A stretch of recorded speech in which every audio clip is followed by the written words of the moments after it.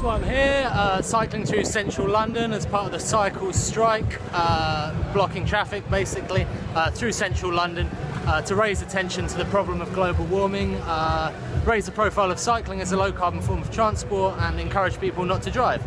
But so far we've run quite a lot of red lights, annoyed quite a lot of cars, so I'm not sure whether it will actually win the hearts and minds of the people, but it is raising attention for an important cause.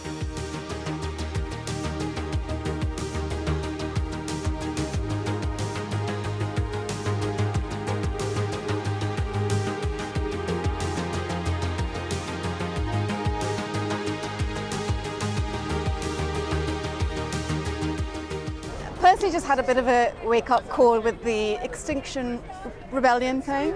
Had always been aware of it, but not to that extent. So that led me on to listening to Greta Thunberg, also to reading Losing Earth, and now I am terrified, so I'm here to be part of that and spread the word. Cycling's great. I mean, I've been riding a bike a long time now. It's obviously much better for emissions, it's more efficient, it's healthier. I mean, cities are gridlocked.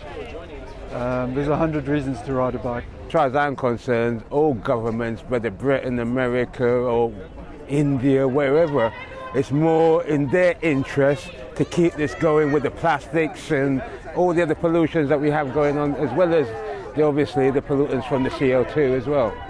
I'm here for two reasons. One is to support the London Cycling Campaign, which is to campaign for better cycling infrastructure around London to reduce the number of cycling deaths, but primarily to support the school strike for climate. How bad a problem is climate change now? It's existential. It's literally, we're all going to die otherwise. We're fucked. We're cycling down to Westminster now, where the protesters here are going to be supporting the youth strike, which is where people skip school, children skip school, to force the government basically to take more action on global warming and climate change. We need to see a big increase in the amount of people cycling and feeling safe cycling on our roads. And then I think the driving infrastructure, vehicle infrastructure needs to be changed to zero carbon as quickly as possible. I think if I get a car, I think I'll probably get an electric car or something which is not running on diesel. Probably won't even get a car. I think it is a very difficult thing when you interrupt people's day-to-day routine. You would hope that the larger picture is something that they would get, that the environment is an important thing, but people have all sorts of pressures, and I understand why people get angry when they're held up. So it's a difficult position, but I think it's important that people get together and protest. We need cars in some very specialised ways, like on going to the hospital.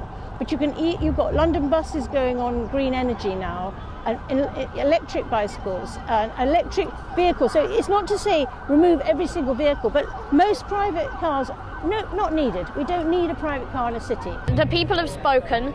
Time is running out. We need to make a change or else.